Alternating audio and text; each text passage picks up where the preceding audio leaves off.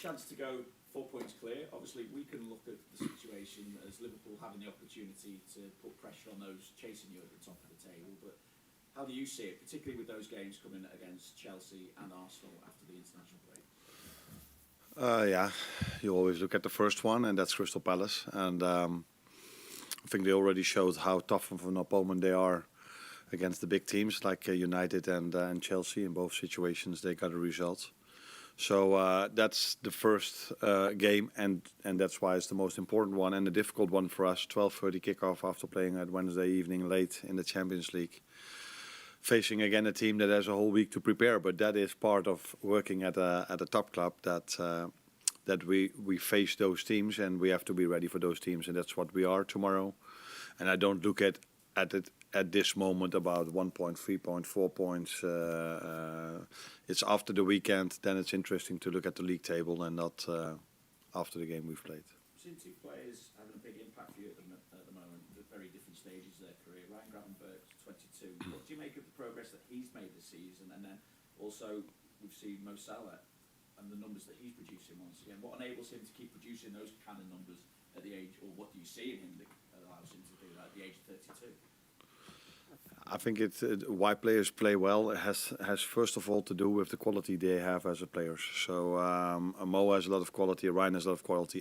Actually, every player that plays here has a lot of quality. Now it's up to us, and I say us because not only me, my staff, it's also the players, to play in the best possible way as a team, and then individuals will do special things. So it was an unbelievable finish from Mo, but the only reason he got the chance to finish was because Trent Alexander-Arnold made an overlapping run, and that's why it opened up on the inside. And yeah, if you give that space to Mo, then he can do, and then he can score a special goal. So again, that's about his quality. It's about Ryan's quality, but the amount of time Virgil or Ibu plays balls through to Ryan, where Ryan can turn and then he can play his balls towards all the good attackers we have. That makes it, in my opinion, a team performance, which is really well. And then, yeah, as a result of that, you see individuals playing good also.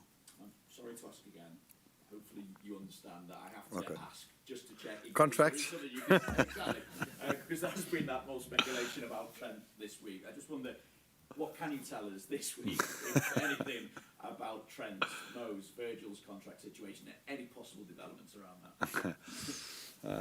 I was hoping that you didn't, in your last question, didn't use the word contracts, because then I was saying, yeah, Trent is doing like this and he's doing like this. But it's the same boring answer as always.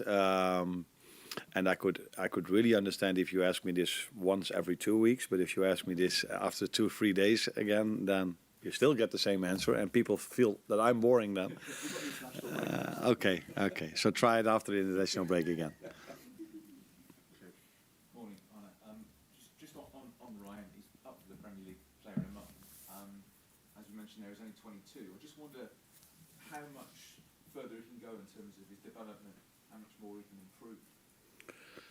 If you look at all the signings we've made at this club for in the past, I don't know how many years, most players were underneath 24, 25.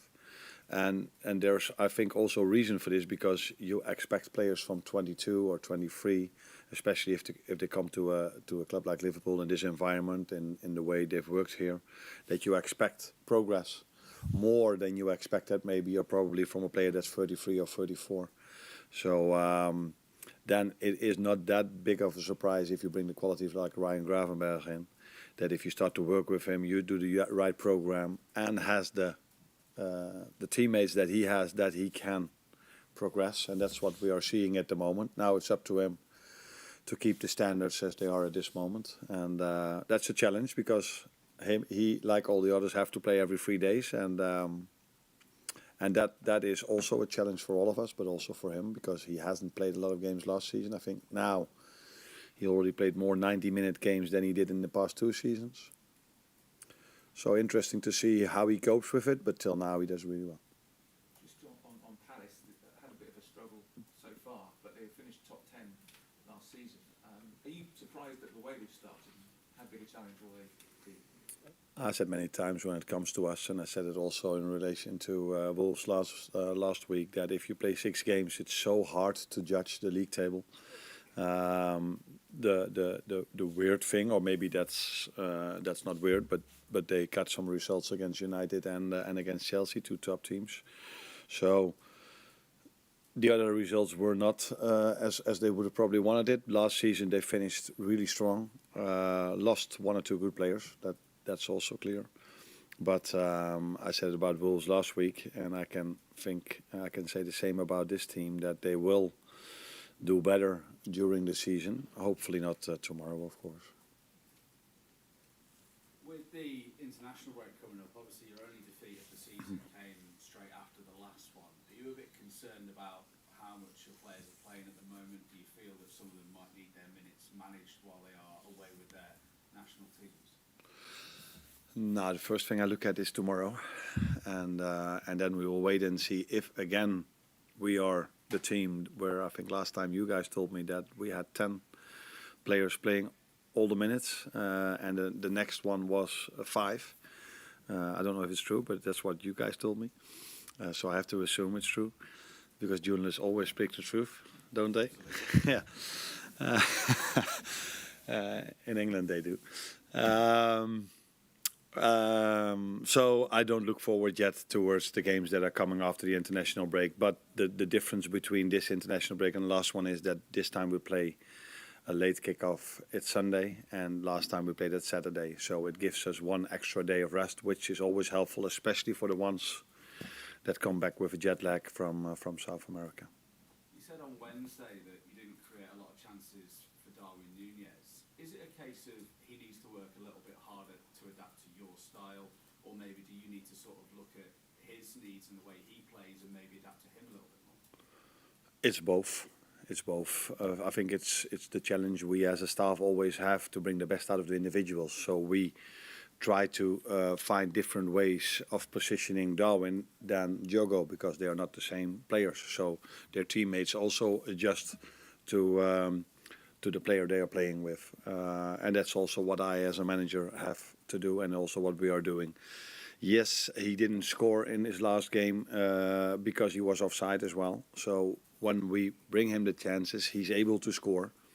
But unfortunately, we couldn't bring him that much in a position we want to. If I'm completely honest, which I like to be just as your journalist, even Diogo didn't had.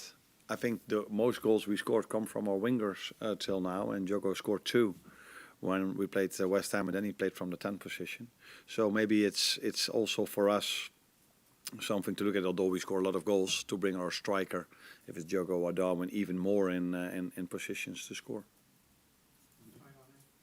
Being top of the table, are you wary about people getting carried away with the start you have made? No, we're at Liverpool. So players are here used to be on top of the table.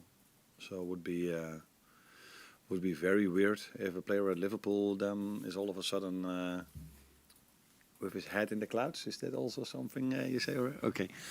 So no, that's. But if we don't play well tomorrow, people will probably come up with that instead of saying that Palace did well or we maybe did other things wrong. But I don't see this, and that would definitely not be normal. For 2 reasons. These players are experienced enough to understand the league table after 6 games as well, and the schedule we had compared to some other teams. Second of all, Virgil, Ali, Trent, Robbo, they won the league here. Mo, they won the league here. They won the Champions League here. So for them, it's a nice thing to be on top of the table, but I'm not expecting them to watch their mobile every second of the day, seeing them being top of the table. First of all, Arne, it was me who came up with the stat about players in the international break. I can confirm it was definitely Okay. You mentioned earlier about the 12:30 kickoffs after playing on a Wednesday.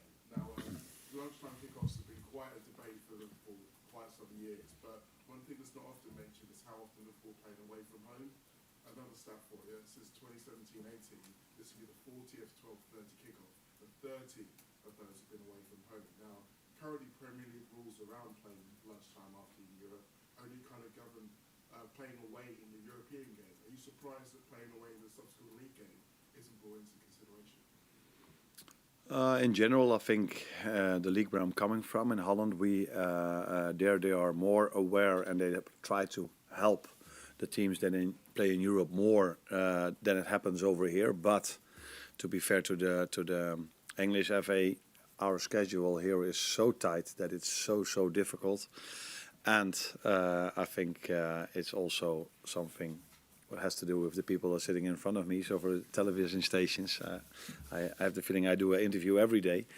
So that is why we think I play at 12:30, because I think they can pick which team they want to have on 12:30. Yeah, and then it's 9 out of 10 times Liverpool is included. I don't think it has so much to do with the 12:30 kickoff. For me, it has to do that every away game is difficult. So I showed them last week that 10 out of 18 away games last season didn't lead to a win. So you can then argue if it's 12:30 or is it just difficult to play an away game. And we can come up with Newcastle and Forest, and there were two others where there were last-second winners.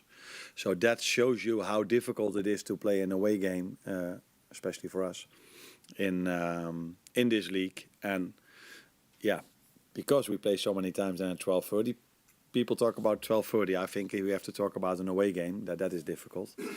Because if 12:30 was a difficult time to perform, then I'm a really stupid manager, because we train every day at 12 o'clock. So yeah, I don't see the idea behind it being that difficult performing at that time.